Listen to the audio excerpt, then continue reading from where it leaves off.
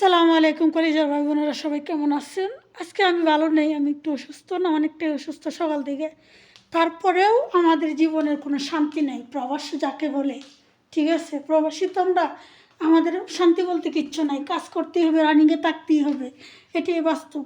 তো একটা কী করে আমাদেরকে দিয়ে দেখবেন, ওদের ভিতরে কোনো মায়া দয়া নেই, সৌদি আরবের ভিতরে কোনো মায়া দয়া নেই।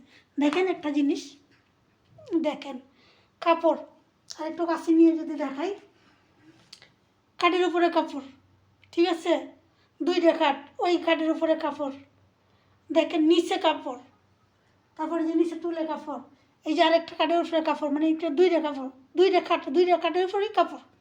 আর এখানে আরেকটা আছে খাট, এই যে দেখেন ওই উপরে নিচে কাপড়। মানে এগুলা মানুষ না, এরা আমাদেরকে মানুষ মনে করে না, মনে করে যে আমরা মেশিন, আমরা অসুস্থ থাকলে আমাদের কাজ করতে হবে। মানে এগুলো ফিনতেন থেকে কাপড় ফোরন থেকে খুলে কাপড়গুলো নিচে পালায়, একবারও ভাবে না যে ওরা তো মানুষ, আমরা ফিনতাছি, ফিনদনের কাপড়টাতে ওদের জন্য হাতানোর জন্য দইলে একটা আলাদা, যে দইয়া কাপড়ের মেশিনে দিয়ে দিলাম, দইয়া পরে বাস করলাম না, এটা ওরা ফিনতে খুললে থাকবে, আবার এটারে বাস করে কী করতে হবে, আলমারিতে উঠাইতে হবে, এটাই কাজ। রাগ করলে গেছি প্রতিদিন ওরা কখনোই কী করে জানেন, পায়ের মোজাটা আছে না, পায়ের মোজাটা খুললে এই যে পারলে ফালাই দিব, ওই যে দেখেন নিচে তো অনেক দেখা যায়, পায়ের মোজাটা খুললে আমাদের জন্য ফালায় রাখবে, এটা আমাদের গোছাইতে হবে। ঠিক আছে, এই পায়ের মোজাটা, ময়লার মোজাটা আমাদের হাত দিয়ে ধরে নিয়ে রাখতে হবে ময়লার এর মধ্যে, এটা আমাদের জন্য রেখে দিচ্ছে। একটা রুম না, অনেক রুম, এই যে দেখেন একটা বাথরুম, প্রতিদিন এগুলো ধরতে হবে, একদিন না, ইয়ার নেই। আবার এখানে একটা দেখেন, এই যে দেখেন, এই যে এটা কিন্তু একটা ড্রেসিং, বাথরুমের ভিতরে ড্রেসিং, বাথরুমের বাইরে ড্রেসিং, অনেক, এগুলো কয়টা বলবো, প্রতিটা বাথরুমের ভিতরেও ড্রেসিং, বাথরুমের বাহিরেও ড্রেসিং। এই যে একটা রুম দেখেন, মানে গরুর ঘর ভালো আছে, প্রতিদিন, একদিন না। এই দেখেন একটা রুম কীভাবে থইছে, এখন এগুলো সব করতে, অথচ আমি আজকে অসুস্থ হলে কী হবে, কাজ করতে হবে, কাজ কোনো মিস নেই।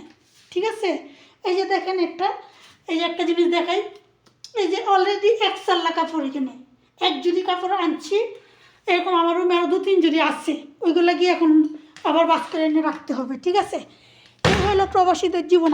আমরা প্রবাসীরা যে টাকা কামাই, একটা কি বলবো, মানে এত কষ্টের টাকা আমাদের, পরিবারের লোকজন যদি জানতো, একবার যা বুঝতে পারতো যে প্রবাসী কী কষ্ট, তাহলে হয়তো আমাদের সাথে অন্তত এরকম খারাপ ব্যবহার করতো না। ঠিক আছে, সারাদিন এত কষ্ট করে এত কাজ করে যদি পরিবারের সাথে একটু ফোন দিয়ে কথা বলতে চাই, ওদের সময় থাকে না, অনেক বিজি ওরা। ঠিক আছে, এই হলো প্রবাসীদের জীবন। আশা করি ভালোবেসে একটু পাশে থাকবেন সবাই, মনকে ভালোবেসে বেশি বেশি লাইক কমেন্ট শেয়ার করে সাপোর্ট করে সবসময় পাশে থাকবেন। বেশি কিচ্ছু চাই না, শুধু একটু ভালোবাসি আপনাদের চেয়ে, আর কিচ্ছু না। দেখেন আজকে অনেক বছর ধরে, আস্তে আস্তে শুনতে পারবেন যে কত বছর ধরে বিদেশে আসছি। তো সবাই ভালো থাকবেন, আসসালামু আলাইকুম।